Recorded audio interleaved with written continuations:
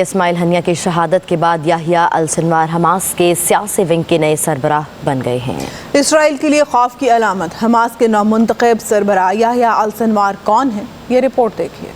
اسماعیل ہنیہ کی شہادت کے بعد اب یحییٰ سنوار حماس کے سیاسی دفتر کی سربراہی کریں گے۔ وہ اس سے قبل غزہ میں حماس کی سربراہی کر رہے تھے۔ یحییٰ ابراہیم حسن سنوار نے 19 اکتوبر 1962 کو خان یونس کے ایک کیمپ میں آنکھ کھولی۔ 2011 میں اسرائیلی جیل سے رہائی پانے کے بعد ان کا شمار حماس کے سرکردہ رہنماؤں میں ہونے لگا۔ یحییٰ کے آنے سے حماس کے سیاسی اور عسکری ونگ میں اندرونی رسا کشی ختم ہوئی۔ سپٹمبر 2015 میں امریکہ نے یحییٰ سنوار کا نام بین الاقوامی دہشت گردوں کی بلیک لسٹ میں شامل کر دیا۔ 13 فروری 2017 کو یحییٰ سنوار اسماعیل ہنیہ کی جگہ غزہ پٹی میں حماس کے سیاسی ونگ کے سربراہ منتخب ہوئے۔ یحییٰ سنوار کو غزہ کا ڈی فیکٹو حکمران تصور کیا جانے لگا۔ اسماعیل ہنیہ کے بعد وہ دوسرے طاقتور ترین شخص مانے جاتے تھے۔ مئی 2021 میں اسرائیلی فورسز نے خان یونس میں یحییٰ سنوار کے گھر پر بمباری کی۔ اس کے چند دن بعد انہوں نے ایک پریس کانفرنس میں اسرائیلی وزیر دفاع کو مخاطب کیا، کہا میں اپنے قدموں پر چل کر اپنے گھر جاؤں گا، تمہارے پاس مجھے قتل کرنے کے لیے 60 منٹ ہے۔ اور پھر وہ اگلے گھنٹے غزہ کی گلیوں میں گھومتے رہے۔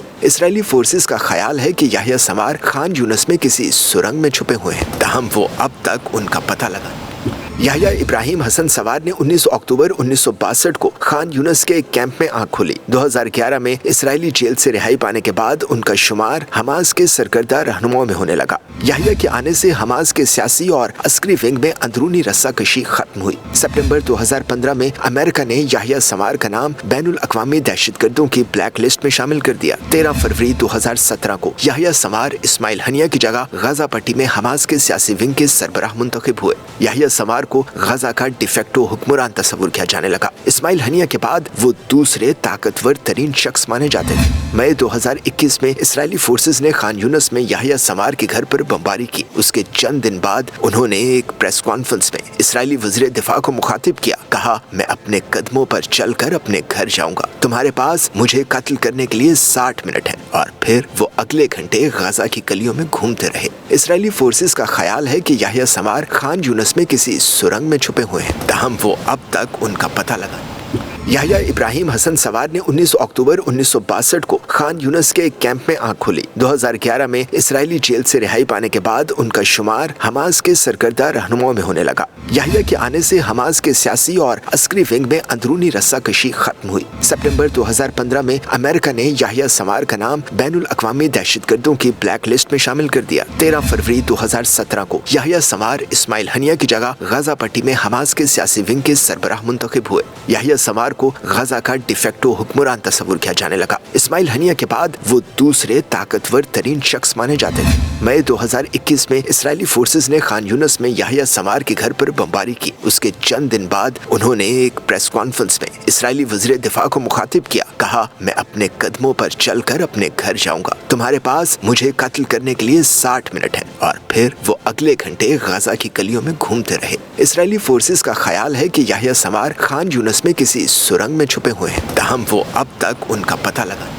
یحییٰ ابراہیم حسن سنوار نے 19 اکتوبر 1962 کو خان یونس کے ایک کیمپ میں آنکھ کھولی۔ 2011 میں اسرائیلی جیل سے رہائی پانے کے بعد ان کا شمار حماس کے سرکردہ رہنماؤں میں ہونے لگا۔ یحییٰ کے آنے سے حماس کے سیاسی اور عسکری ونگ میں اندرونی رسا کشی ختم ہوئی۔ سپٹمبر 2015 میں امریکہ نے یحییٰ سنوار کا نام بین الاقوامی دہشت گردوں کی بلیک لسٹ میں شامل کر دیا۔ 13 فروری 2017 کو یحییٰ سنوار اسماعیل ہنیہ کی جگہ غزہ پٹی میں حماس کے سیاسی ونگ کے سربراہ منتخب ہوئے۔ یحییٰ سنوار کو غزہ کا ڈی فیکٹو حکمران تصور کیا جانے لگا۔ اسماعیل ہنیہ کے بعد وہ دوسرے طاقتور ترین شخص مانے جاتے تھے۔ مئی 2021 میں اسرائیلی فورسز نے خان یونس میں یحییٰ سنوار کے گھر پر بمباری کی۔ اس کے چند دن بعد انہوں نے ایک پریس کانفرنس میں اسرائیلی وزیر دفاع کو مخاطب کیا، کہا میں اپنے قدموں پر چل کر اپنے گھر جاؤں گا، تمہارے پاس مجھے قتل کرنے کے لیے 60 منٹ ہے۔ اور پھر وہ اگلے گھنٹے غزہ کی گلیوں میں گھومتے رہے۔ اسرائیلی فورسز کا خیال ہے کہ یحییٰ سنوار خان یونس میں کسی سرنگ میں چھپے ہوئے ہیں، تاہم وہ اب تک ان کا پتہ لگا۔